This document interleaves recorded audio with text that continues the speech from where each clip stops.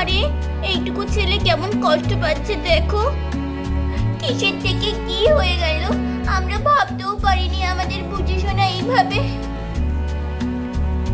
তোমরা ওদের দেখে রাখতে পারোনি? বুঝু ভাই কথা বল, বুঝু ভাই কথা বল।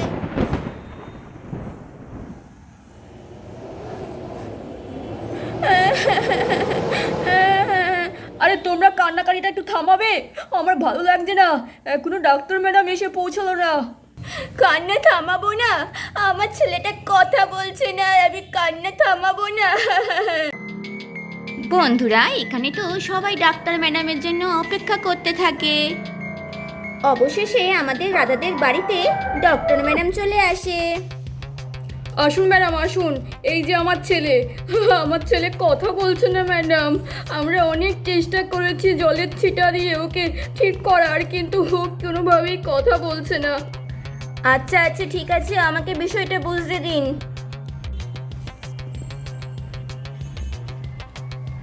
বন্ধুরা, আমাদের ডক্টর ম্যাডাম তো আমাদের বুঝেশোনার দিকে এক দৃষ্টি তাকিয়ে থাকে। ওর চোখ দেখে তো মনে হচ্ছে ওর চোখ মুখ পুরো স্তব্ধ। এইবার আমাকে বলুন তো ঘটনাটা ঠিক কি ঘটেছে? ম্যাডাম, কি বলবো, আমার ছেলে কালকে এক গাদা বিরিয়ানি খেয়ে নিয়েছে। বিরিয়ানি খেয়ে ওর তারপর থেকে পেটে ব্যথা শুরু হয়। তারপর ছেলে আমার বলে, মা আমার খুব পেটে ব্যথা করছে। তারপর হঠাৎ করে বলে যে আমার হাগু পেয়ে গেছে। তারপর আমার ছেলে আরে তারপর কি হয়েছে বলুন, আমাকে পরিষ্কার করে না বললে আমি বুঝবো কেমন করে? আশ্চর্য তো। তারপর আমার রাধা দিদি হচ্ছে বুঝেশোনাকে পটিতে বসিয়ে দিয়ে আমাদের সাথে গল্প করা শুরু করে। সব দোষ আমার। আমি রাধাকে বলেছিলাম, রাধা বুঝেশোনা ডাকলেও যাবি না,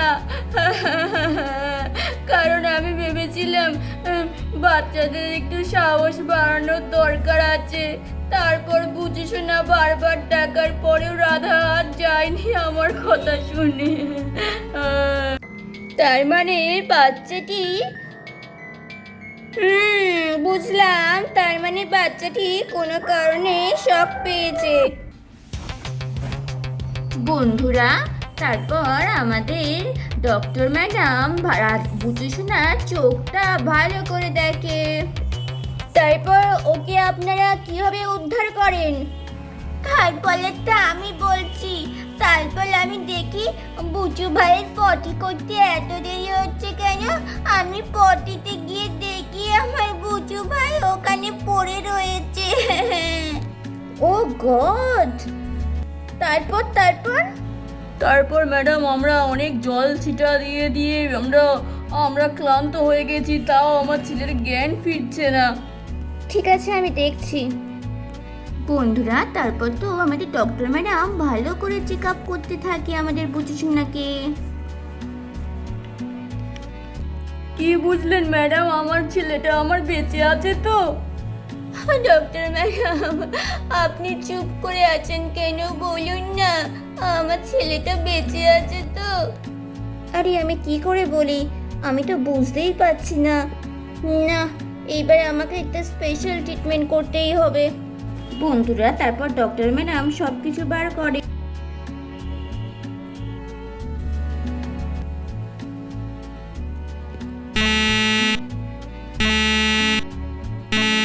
কি বুঝলেন ম্যাডাম? গুড নিউজ, আপনার ছেলে একদম বেঁচে আছে। ওরে বাবা, যাক যাক বাবা, বুঝিস না। যাক বাবা, আমার ছেলেটা অ্যাটলিস্ট বেঁচে আছে তো, এই আমার শান্তি। ম্যাডাম ওকে জ্ঞান ফেরানোর ব্যবস্থা করুন। আপনারা ওকে ভালো করে জল দিয়েছেন বললেন, তাও ওর জ্ঞান ফেরার তো কথা, কিন্তু জ্ঞান কেন ফিরল না? আমাকে দেখতে হচ্ছে ব্যাপারটা। আচ্ছা একটা কাজ করুন তো, আপনারা এক মগ জল নিয়ে আসুন। অনেক সময় হয় যে সময়ের সাথে সাথে মানুষ অনেকটা স্টেবল হয়ে ওঠে, তো হতে পারে সেই সময় একটু বেশি আনস্টেবল ছিল, তার জন্যই জ্ঞান ফেরেনি। এখন ব্যাপারটা স্টেবল হয়েছে, এখন হয়তো জল দিলেই জ্ঞান চলে আসবে। যান যান যান, এক মগ জল নিয়ে আসুন। হ্যাঁ ম্যাডাম, আমি এক্ষুনি যাচ্ছি।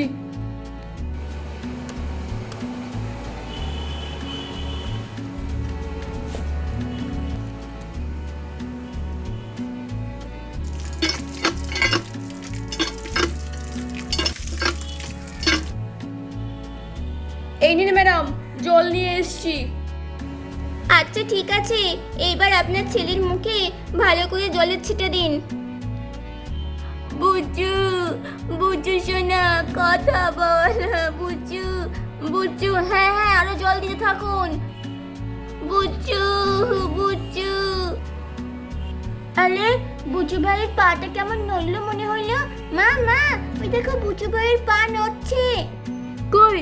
হ্যাঁ তাই তো, বুচু ভাই। বুচু সোনা, বুচু সোনা।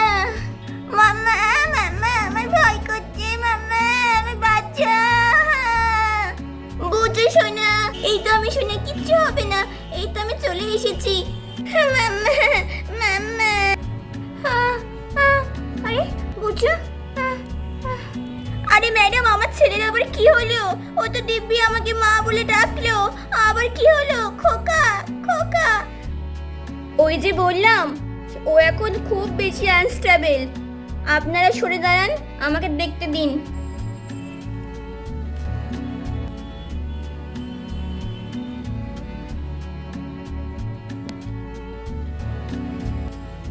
শুনুন, একবার যখন ওর জ্ঞান ফিরেছে, তার মানে আর ভয়ের কিছু নেই। বাকিটা ওষুধ দিয়ে ঠিক করতে হবে, বুঝেছেন? আর এখন ওর জন্য জরুরি মেন্টাল সাপোর্ট, কারণ যেহেতু ওর ভয় থেকে এরকমটা হয়েছে। আমি এখন একটা ইনজেকশন দিচ্ছি, ওই ইনজেকশন দিলে ওর আবার জ্ঞান চলে আসবে। তারপরে কি হবে পুরোটা নির্ভর করছে আপনাদের ওপর। ওকে আপনারা সবাই ভালো করে দেখে রাখবেন, সব সময় ওর সাথে থাকবেন। হ্যাঁ ম্যাডাম, আমি সব সময় আমার ছেলের পাশে থাকবো, আর ওকে ছেড়ে কোথাও যাব না। বন্ধুরা, তারপর আমাদের ডক্টর ম্যাডাম আমাদের বুঝেশোনাকে ইনজেকশনটা পুশ করে দেয়, আর কিছুক্ষণের মধ্যেই আমাদের বুঝেশোনার জ্ঞান ফিরে আসে। মাম্মা মাম্মা, এই তো সোনা, আমি তোমার সব সময় সাথে থাকবো, আর কোথাও যাব না। মাম্মা ছাপ, মাম্মা ছাপ, মাম্মা ছাপ, বাঁচাও বাঁচাও। ও আই সি, তার মানে সব কিছুর মূলে সাপ। তার মানে ও হয়তো টয়লেটে সাপ দেখে এমন ভয় পেয়ে অজ্ঞান হয়ে যায়। মিস্টার শ্যামলাল বাবু, একটু কেয়ারফুল থাকেন। আপনার ছেলে যেন আশেপাশে আর একটা সাপও না দেখতে পায়। কেয়ারফুল, বি কেয়ারফুল, আশেপাশে যেন কোনো সাপ না থাকে, নইলে আপনার ছেলেকে হয়তো আর বাঁচানোই যাবে না। না না ম্যাডাম, না না, এমন কথা বলবেন না। আমার ছেলের কিচ্ছু হবে না। আমি আমার বাড়িটা সারা জায়গায় খুঁজে দেখব কোথাও কোনো সাপ আছে কিনা। আমি যথেষ্ট ব্যবস্থা নেব ম্যাডাম। দেখুন, এইবার ওর যে অবস্থা হলো, এত কিছুর পরে যে ওর জ্ঞান ফিরলো, এটা ওর একটা নতুন জন্ম হলো বলতে পারেন, নইলে এরকম কন্ডিশনে বাচ্চারা আর। না না ম্যাডাম, এমন কথা বলবেন না। আমার ছেলে একবার আমার কোলে ফিরে এসেছে, আমি ওকে সর্বস্ব দিয়ে আগলে রাখবো। আমি ওষুধ লিখে দিচ্ছি, ওষুধগুলো টাইম মতো খাইয়ে দেবেন। এদিন ধরুন, এই ওষুধগুলো ফার্মেসি থেকে কিনে আপনার বাচ্চাকে খাইয়ে দেবেন। ঠিক আছে ম্যাডাম। বলছি বুঝুর বাবা, যাও যাও, ওষুধগুলো কিনে নিয়ে আনো। হ্যাঁ দাঁড়া, আমি এক্ষুনি যাই কিনে আনতে। আমিও চললাম তাহলে, বাচ্চার খেয়াল রাখবেন। আর হ্যাঁ, এখন ওকে একটু কিছু খাইয়ে দিয়ে ঘুম পাড়ানোর ব্যবস্থা করুন, কেমন? আচ্ছা ম্যাডাম, অসংখ্য ধন্যবাদ আপনাকে। কি বলে যে ধন্যবাদ জানাবো, আমার ছেলেকে আমার কোলে ফিরিয়ে দিয়েছেন। আরে একজন ডক্টর হিসেবে এটা আমার কর্তব্য, আর কর্তব্যের জন্য কখনো থ্যাঙ্কস বলতে নেই, এমন। ছোট্ট সোনা। বন্ধুরা, আমাদের রাধা আমাদের পুচু সোনাকে ফিরে পেয়ে তো আদর করতে থাকে। আই সোনা রে, আই সোনা রে। বুচু ভাই, এইবার থেকে তোর পুচি দিদি সব সময় তোর পাশে থাকবে, আর কখনো তোকে ছেড়ে যাবে না। সত্যি বলছো পুচি দিদি, তুমি আমাকে ছেড়ে যাবে না তো? না বুচু ভাই, আমি তোকে ছেড়ে কোথাও যাব না। বুঝু শোনা, তোমার এই নতুন বৌদিও সব সময় তোমার সাথে থাকবে, সবাই তোমায় দেখবে, আমিও তোমার সব সময় পাশে থাকবো, কেমন? তোমার কোনো ভয় নেই। হ্যাঁ সোনা, আমিও তোমার খেয়াল রাখবো। তুমি আমাদের সকলের প্রিয় বুচু সোনা, যেমন এই বন্ধুটাকে খেয়াল রাখি আমি, আজ থেকে আমিও তোমার সমস্ত খেয়াল রাখবো। আরে সবাই আমাকে কত ভালোবাসে এখন, আগে একটুও বাসতো না।